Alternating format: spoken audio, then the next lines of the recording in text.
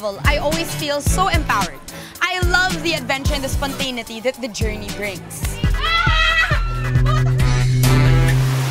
Yan! Mas maiintindihan at maa-appreciate natin ang ating history at ang mga lugar sa sarili nating bansa kung tayo mismo ang makakakita nito. Mas lalo na kapag marami kang kasama. So proud of you. I'm Andy Eigenman, and I'm here to prove to you that there are no excuses for discovery, for traveling, and in enjoying life. Kaya samahan niyo akong sulitin ang aking free time in and around the Philippines. Excited na ba kayo? Mag-empake na kayo ng very life. Tara, let's!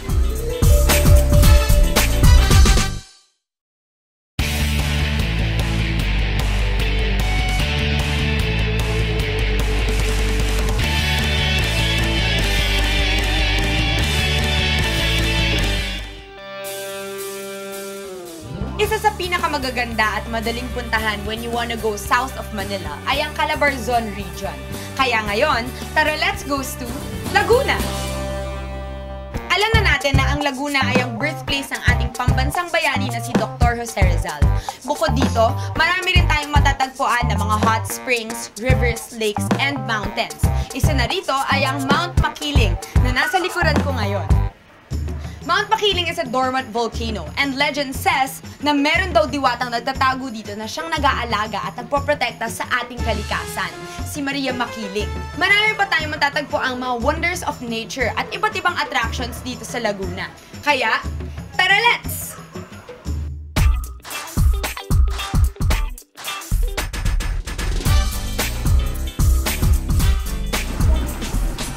Halos 4 na oras ang biyahe natin mula Maynila at ngayon, nandito na tayo sa bayan ng Louisiana.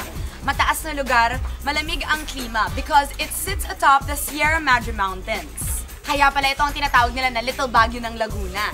Rain or shine, excited na ako sa una nating pupuntahan, ang 3 sikat na waterfalls dito sa Louisiana, Laguna. Sabi nila, sobrang breathtaking daw ito. Excited na ako sa first adventure natin. Tara, let's! At yung bibingka nila, kapag gusto mo kumain muna or bumili, meron ka mabibilan dito. 100 pesos ito, 3 piraso. Gawa sa sticky rice at saka sa niyog. It's so good. This is my favorite kakanin from now on. Good morning po. Welcome po sa Barangay San Salvador. Pwede na po siya mo po para sa konting orientation po. Ano? Ako nga po pala si Gilbert. Ano? So, familiar po tayo na meron tayong 3 falls na pupuntahan. Opo! Ayan. Medyo madalas po kasi ngayon ang daan at medyo matarik po ang dadaanan dahil pababa po kayo ng mga 95 meters papunta po ng Hulugan Falls. So, pakiprepare po ang ating panlakad na sapatos at tsinelas. Bukod po doon, meron po ba ditong may mga medical condition? May sakit sa puso, hika, or asthma po? Actually, mga ganun po, hindi po namin ina-allow na bumaba. Pero, pwede naman, mag-declare lang po tayo para hindi po tayo magka-problema. Eh, meron po tayo dito tour guide. Pag napakilala ko nga po pala mga kasama niya sa inyo, tour si Kuya Makmak po. Ano? So, siya po ang hahanapin natin sa buong tour natin. Ano po? Okay. Ngayon, nakapag-register na ako, nakinig na ako sa orientation. These are what I'm going to bring sa trek. Of course, slippers. Just in case mas mahirapan ka sa iyong running shoes. Meron akong first aid kit in handy. Tapos, garbage bag. Of course, you always need to bring garbage bag just in case because you wouldn't want to litter. Snacks. The trek might be too long, tapos baka gutumin kayo, pagbaon kayo ng snacks. Tapos towel, sa pawis, and then insect repellent. Simulan na natin ang ating trek. Tara, let's!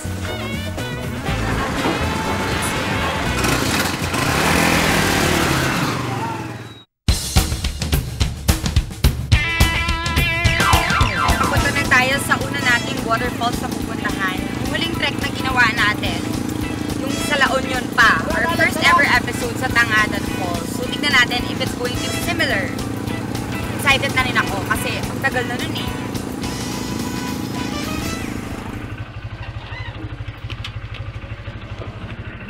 Ayun ma'am, nandito na po tayo sa end po ng road. So, may start na po tayo ng trek, which is pupunta po tayo sa unang 2 falls po. Oh! Ay! Oh my God! This is my friend, I'm so happy na meron akong ganito. So, dadalhin ko to with me the whole time para ma-save niya ako. Siya yung aking guardian angel. Pero feeling ko mas kailangan to ng mga kasama ko sa Taralets kasi sila yung nadudulas. Baka mamaya may kumunoy dito. Wala po. So ma'am, gaya po ng alam po nung iba. Nagulat ako. Ayun ma'am, gaya po ng alam po nung iba. So dito po kasi is part po ng bulubundukan ng Sierra Madre.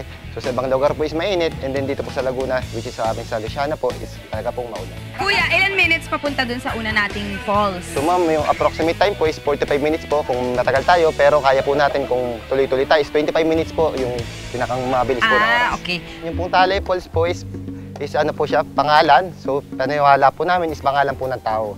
So ibig po sabihin yung lugar, yung falls is nasa lugar po ng Niginoong Talay. Kaya po siguro po yun po yung pinangalan. So po yung base po sa matatanda. Sobrang useful na itong patpat ko. Buong ano po, from January hanggang December, ganito talaga yung lupa. Opo ma'am, actually po from October pa lang po is naulan na po siya. And then 2 days lang po naulan is ganito na po yung putik. Pag summer po is at least 2 months lang siyang good and then matigas po yung daanan. Pero pag po kaunting ulan lang, nalambot po agad. Agad-agad. Okay. So pag summer siguro talaga yung best time. Yung 2 months na yon meron ka para bumisita dito. Unless gusto mo ma-experience yung ganito malambot na madulas.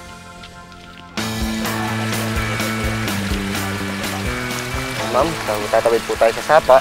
So yung mga sapa pong katulad nito, Ano po yung sapa? Yan po? stream. So sila po yung bumubuo ng ilog. So that's why po yung kulay po ng mga ilog is hindi masyadong malinaw dahil po sa kanila. Hindi na ako magtatangka. Ay! Oops, Ay! May kumunoy! Dito po sa kanan. Medyo kailangan mong tignan talaga yung naapakan mo kasi yung iba, mas malambot sila than the others. Naririnig ko na! Yun ba yun? Ayun ma'am, yung naririnig niyo po, ay yan po yung Hulugan Falls. So tayo po ay nasa summit ngayon ng Hulugan Falls. So yung area pong yan is strictedly po, is bawal po talagang puntahan. Kasi baka po sumilip kayo and then baka po mahulog. Opo. So Okay. it's better Pero di po ba na... mamaya mahuhulihan sa Opo, kahulihan sa baba yan? po tayo mamaya. Makikita po natin siya ng buo.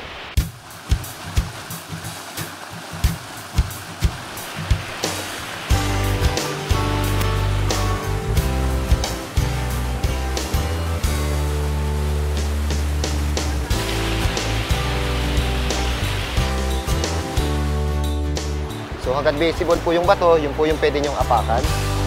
Kapag hindi na po visible, is kapain na lang po. Ma'am, halos malapit na po tayo sa Talay Falls, yung ating pong first destination po na po. Yun na yun? Opo, ma'am. Okay. So, kaunting taste na lang po makita na. Malapit na! Tara, let's!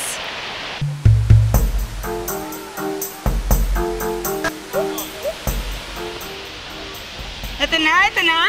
O, ito po ma'am, yung aming pong Talay Falls. So medyo covered po siya. Di pa pala ito yung Talay Falls, yung nasa likod, di ba? Apo. Okay. Ganda rito po. Pupunta pa, ngayon mas lalapit naman tayo. Apo. Okay. Tara.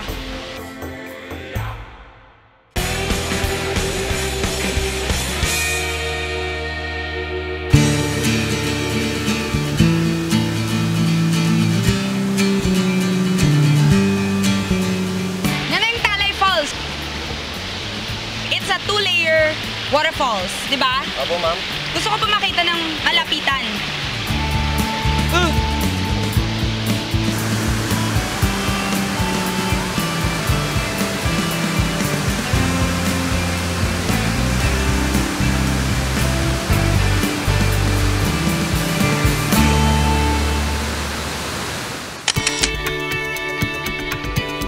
Ayan, nagkaisang falls na tayo. Ngayon, 2 na lang. Tara, let's!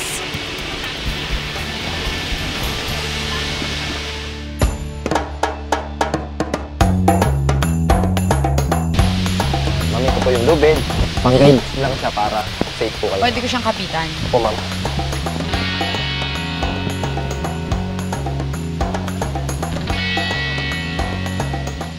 Pag po yung lubid po is guide lang para in case na ano. Ay! Op, ma'am, danak. Paano po? Hindi na po, hilahin po yung lubid. Ang hirap. Medyo delikado siya kasi sobrang mabato to sobrang niyang steep. So ngayon, ito pinupuntahan natin yung Hidden Falls na. Makita mo lang yung Hidden Falls, kailangan mo talagang dumaan dito sa bato-batong to at makigat. Kasi nakatago nga talaga siya, kaya kailangan mo siyang puntahan. Hence the name, Hidden Falls.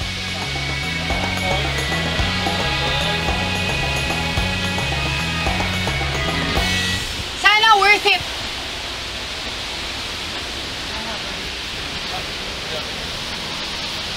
Oh, wow! Ang ganda!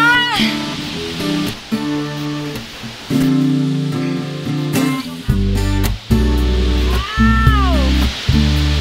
So pretty! I should take a picture.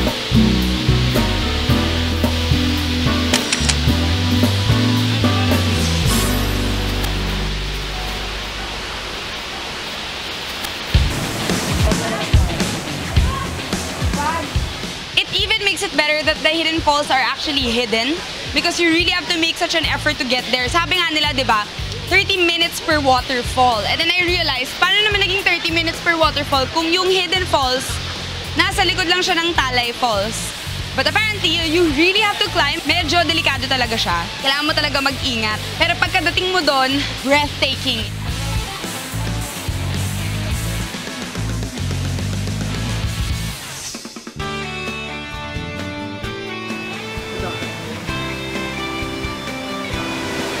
Galing ng kanilang ginawa na dito sa may Talay Falls. Meron silang mga inahandang mga lamesang ganito. It would be really fun to have lunch here with your family or your friends kung sino yung mga kasama mo. Kaya ngayon, excited na excited talaga ako kumain. Meron kami sinigang, isda, tapos sausawan, at maraming kanin. Kain na tayo! O, tara let's! Kain na tayo lahat!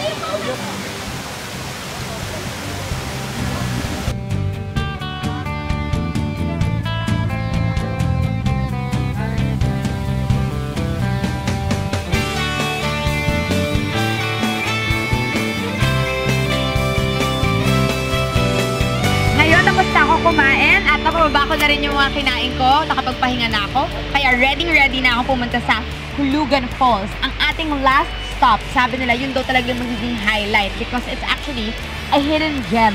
Na ngayon, unti-unti na siyang dinudumog ng mga turista. Excited na akong makita. Tara, let's! Wow, kuya! Grabe, ang laki naman ito. Itong mga punong to. And then ito po yung gusto kong ipakilala sa inyo is pandan tree. So ito po yung mga native product namin kung saan po ito po yung pangunahing pinakabuhay po ng mga taga rito po. Yung mga yan, ano yan? Durian? So ma'am, yan po yung kanyang kumbaga po ay bunga and then buto na rin kung saan nagdadrop siya one by one and then tumutubo po yung naging spring. Nagiging pandan ulit. Po. Okay, ang galing oh. Ngayon lang ako nakakita ng pandan tree.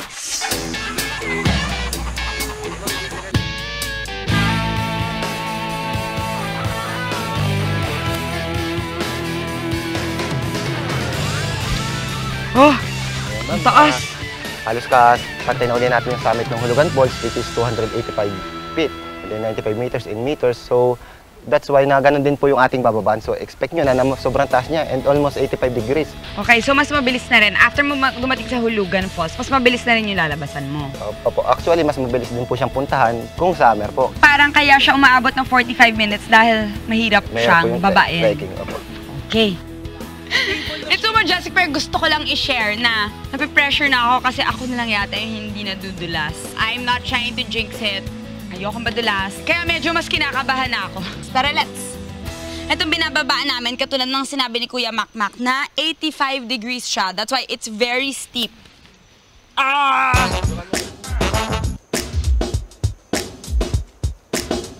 Grabe no? Sa trek na to, naranasan ko na yung may maulan, mahangin, malamig, madilim, maliwanag. Ngayon naman maaraw at mainit. Nalagyan lang po si Ramandi. Nakita ko ng fire ant. It's super itchy. So, see? Good thing I have my first aid kit.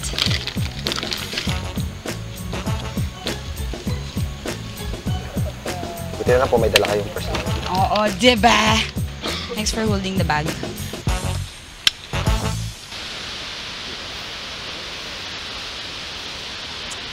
Ayan na! I can see the waterfalls! Sobrang excited na ako mapalapit. Look at that!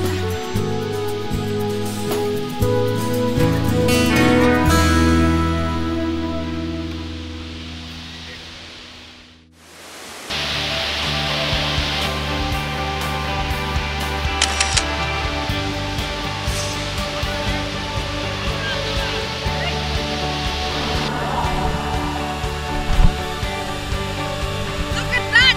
Nakakuha ako ng close-up view.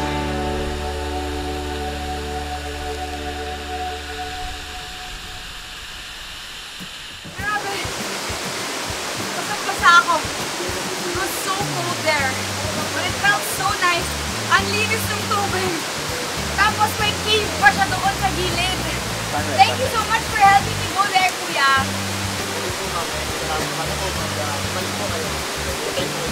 Sigurado. Babalik ako dito. Nagsisimula pa lang ang aking Laguna adventure, pero sobrang dami ko ng mga nakita at nagawa na talagang really tops my list of travel adventures. Sobrang excited naman ako na malaman kung ano pang ibang mga makikita at magagawa ko dito sa Laguna. Tara, let's! Sensor.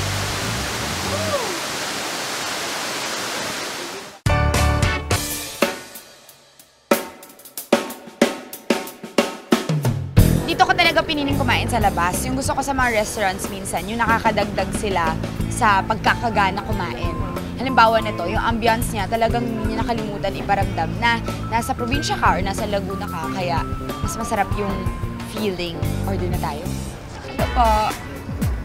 Ano po yung mga bestseller dito? Ang bestseller po namin, ma'am, is sinigang na baka na may langka po. Tapos garlic chicken po. Tsaka binagoongan crispy pata. And pako salad po with quesong puti. Sige ate, yung mga sinabi mo na para matikman ko lahat. Sige po. Thank you po. Ay, ito po yung...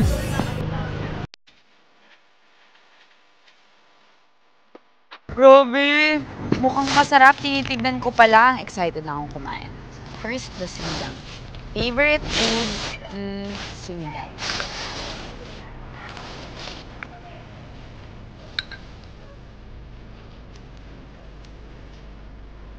Walang tatalo sa sinigang ng nanay ko. Pero, one of the best na sinigang na natikman ko sa labas, ang aming bahay. Ang sarap. Tikman ko na ito. Water pop. Ate, ang sarap ng sinigang nyo. Later po, ma'am, patatry po namin sa inyo yung nata de calamansi po namin. Tsaka po Dessert. kamote de leche. For dessert yun. Yes. Sige po. Thank you.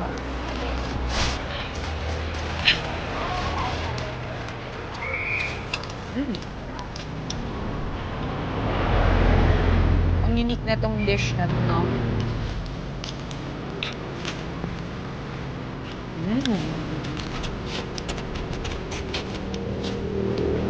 Literally crispy pata. It's so crispy. Sobrang daling kainin.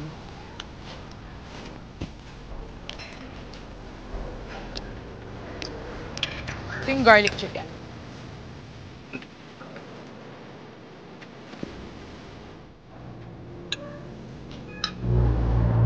Ito yung klase ng mga pagkain na gugustuhin mo balik-balikan at kainin pa ulit-ulit. E paano ang layo ng Laguna? Sana meron sila nito sa Manila. Everything is so good. Especially this garlic chicken is my favorite.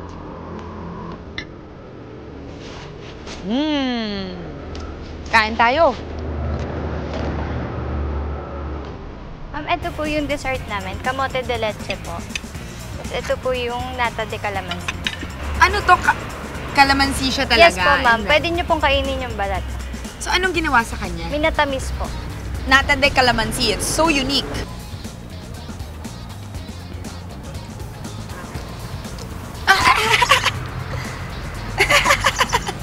May surprise for me. Citrus yung flavor niya, but sweet at the same time. Because of the syrup and then the nata de coco. It's so good.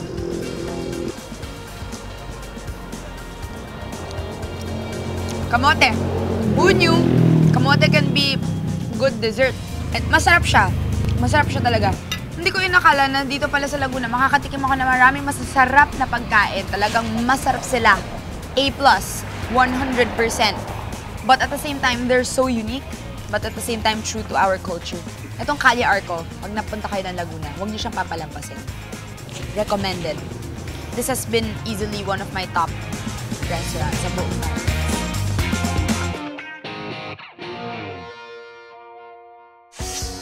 This has been a truly gastronomic experience here at Calle Arco. It's so hearty, it's so honest, hindi siya nakakaumay. And next week, our Laguna adventure continues. Tara, let's!